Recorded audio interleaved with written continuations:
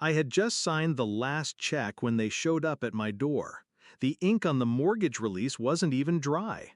My house, finally mine. Every brick, every beam, bought with years of sweat and sleepless nights. But my sister-in-law didn't see it that way.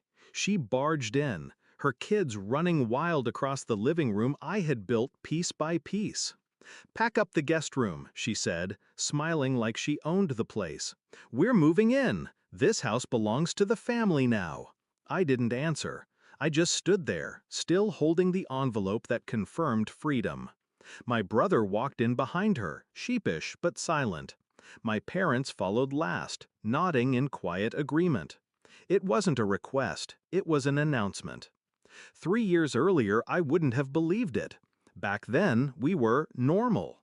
Family dinners, birthdays, the illusion of closeness. I helped them when they needed money, babysat their kids when they needed a break. I thought loyalty was mutual. But over time, the cracks showed. Jokes about me being selfish for living alone. My father asking why I didn't just hand the house keys over since I had no children. My mother whispering that family sacrifices for each other. The final proof came in the form of a text message, meant for someone else. My sister-in-law had sent it to me by mistake. "Once she pays it off, we'll have a place secured.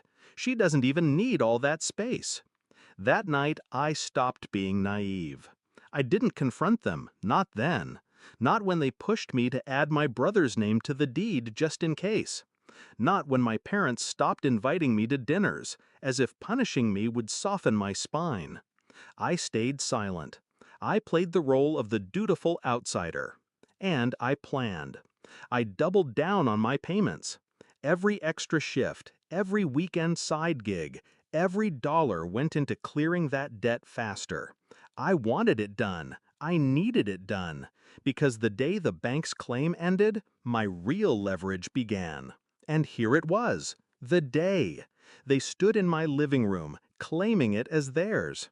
My sister-in-law already scrolling on her phone, probably telling friends she'd secured the house. I looked at her, then at my brother, then at my parents. I felt nothing. No rage, no heartbreak, just a sharp, steady calm. "You're right," I said finally, my voice low, deliberate. They all froze. "You're right. Family property, right?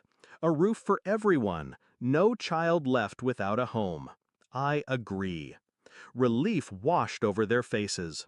My mother almost smiled. My sister-in-law smirked like victory tasted sweet. And then I slid the envelope across the table. "This," I said, "is the mortgage release. The deed has been transferred." Her eyes lit up. Until I added the words that shattered her. "Not to my brother. Not to any of you. To the local Veterans Trust." Her smirk cracked. "What?" I leaned forward. "I donated the house. It's theirs now. Every nail, every wall. Legally binding, notarized, filed. Your claim? Gone. Your plan? Dead. This house doesn't belong to you. It doesn't even belong to me anymore." The silence was heavy. My brother stared at the floor. My parents shifted, looking anywhere but at me. My sister-in-law's eyes glossed with tears that threatened to spill. "You can't do that," she whispered. I just did. The beauty of revenge is timing. They thought I would fight to keep them out. They thought they could storm in, guilt me, corner me with the illusion of obligation.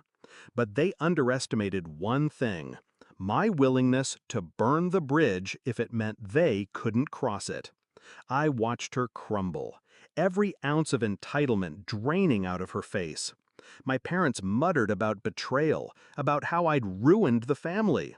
I almost laughed. Ruined it? They destroyed it years ago, when they decided I was only valuable as a resource to exploit. My brother said nothing. He just led his crying wife and confused kids out the door.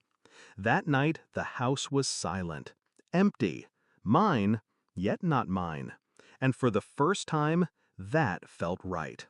I hadn't fought for four walls. I'd fought for the principle that no one, not even blood, had the right to strip me bare. I poured myself a drink, stood by the window, and let the quiet settle. They thought they'd broken me, that I'd either cave or cling. Instead, I cut the rope myself. And when it snapped, they were the ones who fell. Do I regret it? Not for a second. They wanted a house. I gave them a lesson. And sometimes, that's the better inheritance.